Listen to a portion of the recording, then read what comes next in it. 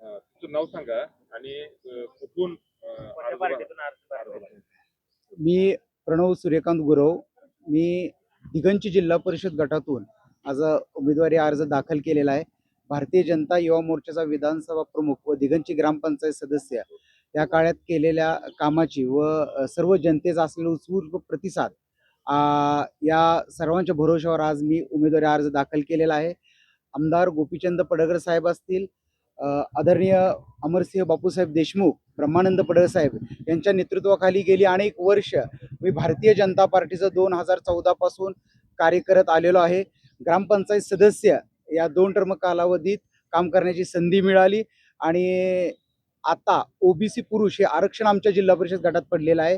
तर एक इच्छुक उमेदवार म्हणून मी आज आटपाडी तालुक्यातील पहिलाच अर्ज या ठिकाणी दाखल केलेला आहे. आपण आता जेडपीसाठी भरलेला आहे, पण या अगोदर आपल्याशी ज्यावेळी चर्चा झाली त्यावेळी आपण पंचायत समितीला सुद्धा जिकडे जागा मिळेल त्या ठिकाणी आपली लढाई तयारी. हो, कालचा जो प्रवेश झाला हो. हनुमंतराव देशमुखांचा आपल्या भाजपात, तर तो आपल्या पत्त्यावर पडला असं आपल्याला वाटतं.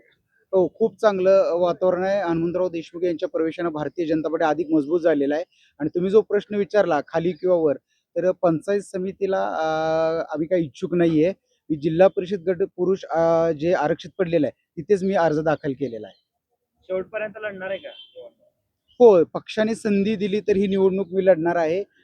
ते काय उद्या समजेल आपल्याला. इच्छुक उमेदवारांना अर्ज भरायला सांगितलेले आहेत नेते मंडळीने, त्यात आम्ही आज अर्ज दाखल केलेला आहे. भाजपचे निष्ठावान म्हणून आपण अनेक वर्ष भाजपमध्ये काम करतो. हो. आपल्याला वाटतंय आपल्याला भाजप जे आहे पक्ष, इन्कमिंग भाजपमध्ये भरपूर व्हायला लागलंय. इन्कमिंग भाजपमध्ये खूप व्हायला लागलेलं आहे, परंतु जनतेचा कौल पाहता आणि निष्ठा पाहता आणि माझ्यासारखा एक सक्षम उमेदवार त्या भागात दिगंची शहरात सुद्धा जवळजवळ मला वाटतं 11,000 मतदान आहे. तिथून मी सलग 2 टर्म निवडून आलेलो आहे.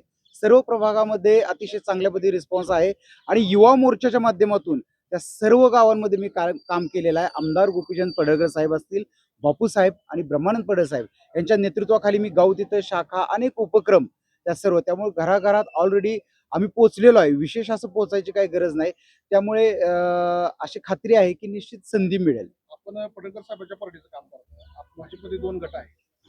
नाही. निश्चित जागा ही कुणाला सुटेल काय आपल्याला माहिती लागली? नाही, आता ऍक्च्युली गटतट असा कोणता विषय ठेवायचा नाही असं ठरलेलं आहे. भारतीय जनता पार्टी म्हणून आदरणीय गोपीचंद पडळकर साहेब आणि बापूसाहेब हे सध्या आटपाडी तालुक्यात ऍक्शन मोडमध्ये आहेत. अनेक मोठमोठे पक्ष प्रवेश होणार आहेत आणि 4ही जिल्हा परिषद गटात भाजपला घवघवीत यश येईल या दृष्टीने त्यांची वाटचाल चालू आहे. फक्त गट कोणाला सुटला गण हे काय बाहेरच्या चर्चा आहेत, परंतु ते दोघं मिळून उमेदवार ठरवतील.